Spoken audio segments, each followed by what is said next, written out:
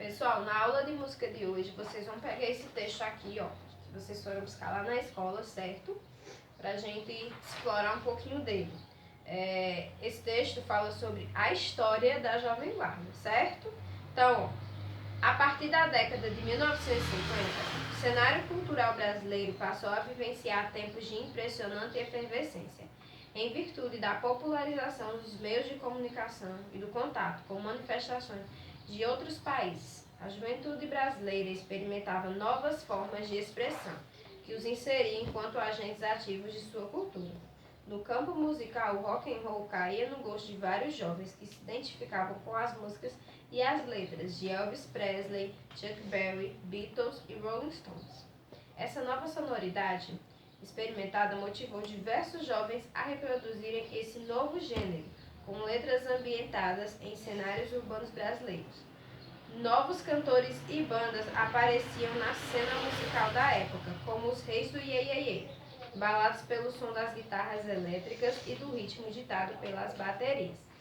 Nesse mesmo período, a TV se torna um grande espaço de popularização de artistas como Roberto Carlos, Vanderleia, Erasmo Carlos, Sérgio Reis, os Vips, Golden Boys, Gerry Adriane e Ronivon. O aparecimento desses artistas acabou instituindo o movimento da Jovem Guarda, nome originalmente retirado do programa televiso da Record, criado em 1965.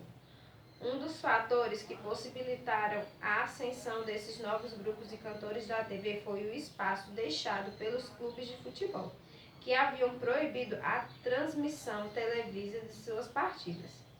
Não por acaso, a entrada pela TV favorecia o uso do visual moderno e das performances agitadas entre aqueles que se apresentavam nos programas do período. Em suas letras, os cenários harmoniosos e as paixões adolescentes eram recorrentes no canto daqueles novos artistas. As situações cotidianas representadas por meio dessas canções eram geralmente dotadas de um clima descontraído e por situações da natureza cômica. A euforia de um beijo roubado, passeio de carro pela cidade ou a ida ao cinema se tornava pano de fundo de situações ficcionais que povoavam o imaginário dos fãs daqueles jovens ídolos. Apesar da fama alcançada, a Jovem Guarda também foi alvo das críticas dos que compreendiam a inserção do rock e o uso das temáticas românticas como uma total falta de compromisso para com os problemas vividos nos países. Essa parcela de jovens e artistas avessa ao iê-iê estavam preocupadas em utilizar a arte como um instrumento eficaz para se discutir.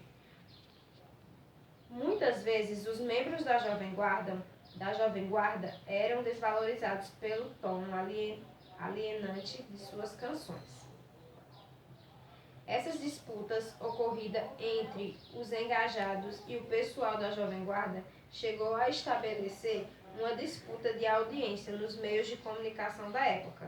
Nesse mesmo período, um outro programa de televisão chamado O Fino da Bossa, apresentado pelos cantores Jair Rodrigues e Elis Regina, fazia diversas críticas contra as opções estéticas e temáticas dos cantores da Jovem Guarda.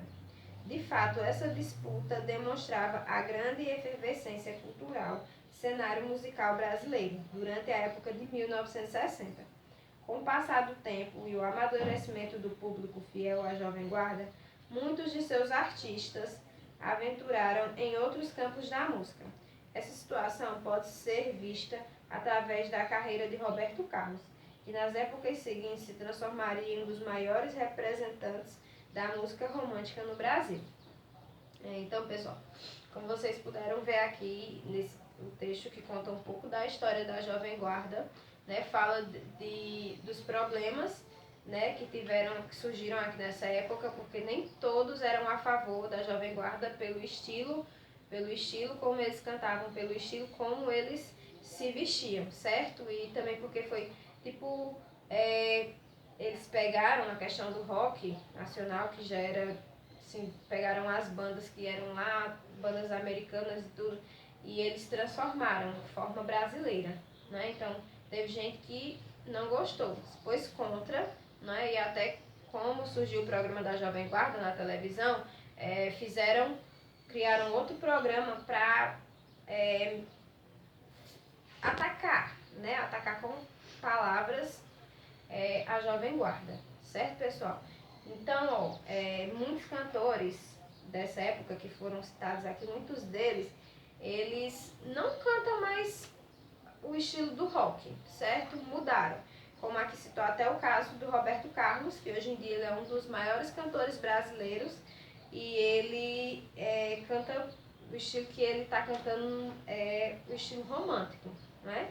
Então aqui atrás tem um exemplo de uma música que é a música Banho de Lua, da Celi Campeiro. O que é que eu quero que vocês façam? Eu quero que vocês escutem essa música lá no YouTube para vocês verem a letra dela. É bem legal, bem interessante.